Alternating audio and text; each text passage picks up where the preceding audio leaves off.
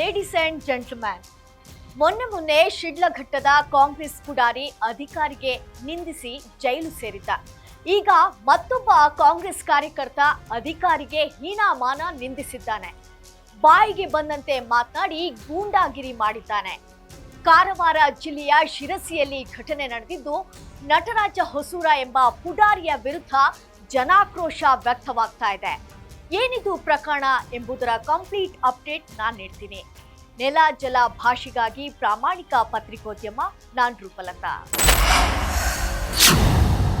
ಕಾಂಗ್ರೆಸ್ ಕಾರ್ಯಕರ್ತರು ತಲೆ ತಗ್ಗಿಸಬೇಕಾದಂತಹ ಘಟನೆಯೊಂದು ಶಿರಸಿಯಲ್ಲಿ ನಡೆದಿದೆ. ಮಾಜಿ ಗ್ರಾಮ ಪಂಚಾಯಿತಿ ಅಧ್ಯಕ್ಷ ನಟರಾಜ ಹೊಸೂರ ಎಂಬಾತ ಅಧಿಕಾರಿಗಳನ್ನ ತೀರಾ ಅಸಭ್ಯ ಭಾಷೆಯಲ್ಲಿ ನಿಂದಿಸಿ ದುಷ್ಟತನ ತೋರಿದ್ದಾನೆ.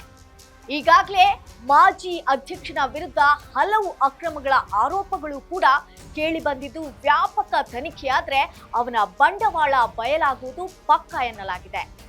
ತಾನೊಬ್ಬ ತೆಲುಗು ಹೀರೋನ ತರ ಬಿಲ್ಡಪ್ ಕೊಟ್ಕೊಂಡು ಫೋಟೋ ತೆಗೆಸಿಕೊಂಡಿದ್ದಂತಹ ಈ ನಟರಾಜ ಆ ಫೋಟೋ ಇರುವಂತಹ ದೊಡ್ಡ ದೊಡ್ಡ ಬ್ಯಾನರ್ಗಳನ್ನ ಬದನಗೌಡ ಪಂಚಾಯಿತಿ ವ್ಯಾಪ್ತಿಯ ರಸ್ತೆಗಳಲ್ಲಿ ಎಲ್ಲೆಂದರಲ್ಲಿ ಮನಸ್ಸಿಗೆ ಬಂದಂತೆ ಹಾಕಿಸಿದ್ದ. ಅಧಿಕಾರಿಗಳು ಈ ಬಗ್ಗೆ ಬ್ಯಾನರ್ ತೆಗೆಯುವಂತೆ ನಟರಾಜನ ಗಮನಕ್ಕೆ ತಂದಿದ್ರು. ತನ್ನದೇ ಫೋಟೋ ಇರುವಂತಹ ಬ್ಯಾನರ್, ಫ್ಲೆಕ್ಸ್ ತೆರವುಗೊಳಿಸಿದ್ದಕ್ಕೆ ಗ್ರಾಮ ಪಂಚಾಯತ್ ಮಾಜಿ ಅಧ್ಯಕ್ಷ ಕುಪಿತಗೊಂಡಿದ್ದ. ಪಂಚಾಯತ್ ಕಾರ್ಯದರ್ಶಿ ಹಾಗೂ ಗ್ರಾಮ ಪಂಚಾಯತ್ ಆಡಳಿತಾಧಿಕಾರಿ ಮೇಲೆ ತೀವ್ರವಾಗಿ ಹರಿಹಾಯ್ದ. ಆತನ ಮಾತುಗಳನ್ನು ಕೇಳಿದ್ರೆ ಆತ ಯಾವ ರೌಡಿಗೂ ಕೂಡ ಕಮ್ಮಿ ಇಲ್ಲ ಎನ್ನುವುದು ಗೊತ್ತಾಗತ್ತೆ. ಏನ್ರಿ ರಂಗಪ್ಪರ ತವಲ್ಲ ಉಷ್ಟು ಬ್ಯಾನರ್ ಬಿಡಿಸ್ಬಿಟ್ರಲ್ಲ, ನೀವು ಆಡಳಿತ ಅಧಿಕಾರಿ ನೀವೇ ಹೇಳಿರಿ ಅಂತ ಹೇಳ್ಯಾರ ನಂಗೀಗ. ಆಡಳಿತ ಅಧಿಕಾರಿ ನೀವೇ ಹೇಳಿರಿ ಅಂದ್ರಿ, ನೀವ್ ಎಷ್ಟು ರೂಲ್ಸ್ ಫಾಲೋ ಅಪ್ ಮಾಡಿದ್ರೆ ನಾನು ನೋಡ್ತೇನ್ರಿ ರಂಗಪ್ಪರ. ಬಾಜು ಸಾಲ ಇದಲ್ಲ. ಉತ್ತರ ಕನ್ನಡ ಜಿಲ್ಲೆಯ ಶಿರಸಿ ತಾಲೂಕು ಬದನಗೌಡ ಗ್ರಾಮ ಪಂಚಾಯಿತಿ ಮಾಜಿ ಅಧ್ಯಕ್ಷ ನಟರಾಜ ಹೊಸೂರ ಎಂಬುವರು ಗ್ರಾಮ ಪಂಚಾಯತ್ ಕಾರ್ಯದರ್ಶಿ ದಶರಥ ಹಾಗೂ ಗ್ರಾಮ ಪಂಚಾಯತ್ ಆಡಳಿತಾಧಿಕಾರಿ ರಂಗಪ್ಪ ಎಂಬುವರಿಗೆ ಬ್ಯಾನರ್ ಯಾಕೆ ತೆರವುಗೊಳಿಸಿದ್ದೀರಿ ಎಂದು ಅವಾಚ್ಯ ಶಬ್ದಗಳಿಂದ ನಿಂದಿಸಿ ವಿಕೃತಿ ಮೆರೆದಿದ್ದಾನೆ. ಗ್ರಾಮ ಪಂಚಾಯಿತಿ ವ್ಯಾಪ್ತಿಯಲ್ಲಿ ಹಾಕಿರುವಂತಹ ಬ್ಯಾನರ್, ಫ್ಲೆಕ್ಸ್ಗಳನ್ನ ಗ್ರಾಮ ಪಂಚಾಯಿತಿ ವತಿಯಿಂದ ತೆರವುಗೊಳಿಸಲಾಗ್ತಿತ್ತು.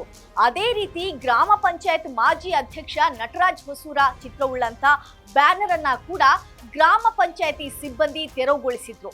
ಇದಕ್ಕೆ ಕುಪಿತಗೊಂಡಂತ ಮಾಜಿ ಅಧ್ಯಕ್ಷ ರುದ್ರಾವತಾರ ತಾಳಿ ಬೀದಿ ರೌಡಿಯಂತೆ ಅಧಿಕಾರಿಗಳ ಮೇಲೆ ಹರಿಹಾಯ್ದು ಈಗ ಸಾರ್ವಜನಿಕರ ಕೆಂಗಣ್ಣಿಗೆ ಗುರಿಯಾಗಿದ್ದಾನೆ. ಈ ಕುರಿತು ವಿಡಿಯೋ ವೈರಲ್ ಆಗ್ತಾ ಇದೆ. ಆದ್ರೆ ಇಲ್ಲಿವರೆಗೂ ಕೂಡ ಈ ಕುರಿತು ಯಾವುದೇ ಪೊಲೀಸ್ ದೂರು ದಾಖಲಾಗಿಲ್ಲ ಎಂದು ತಿಳಿದು ಬಂದಿದೆ.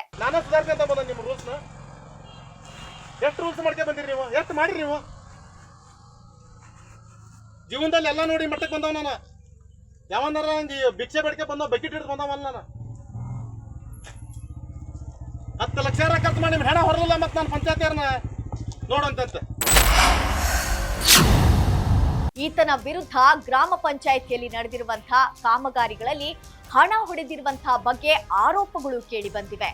ಗುಂಪು ಕಟ್ಟಿಕೊಂಡು ಶಾಂತಿಯುತ ವಾತಾವರಣವನ್ನು ಕಲುಷಿತಗೊಳಿಸುವಲ್ಲಿಯೂ ಕೂಡ ಈತ ನಿಸ್ಸೀಮನಾಗಿದ್ದಾನೆ ಎಂದು ಕೂಡ ಹೇಳಲಾಗ್ತಾ ಇದೆ.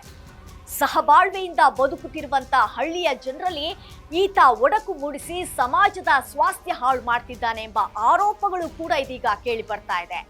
ಈಗ ಸರ್ಕಾರಿ ಅಧಿಕಾರಿಯ ವಿರುದ್ಧ ಈತ ನಾಲೆಗೆ ಹರಿಬಿಟ್ಟಿರೋದು ಸರ್ಕಾರಿ ಅಧಿಕಾರಿಗಳಿಗೆ ಭಯಭೀತರಾಗುವಂತೆ ಮಾಡ್ತಾ ಇದೆ.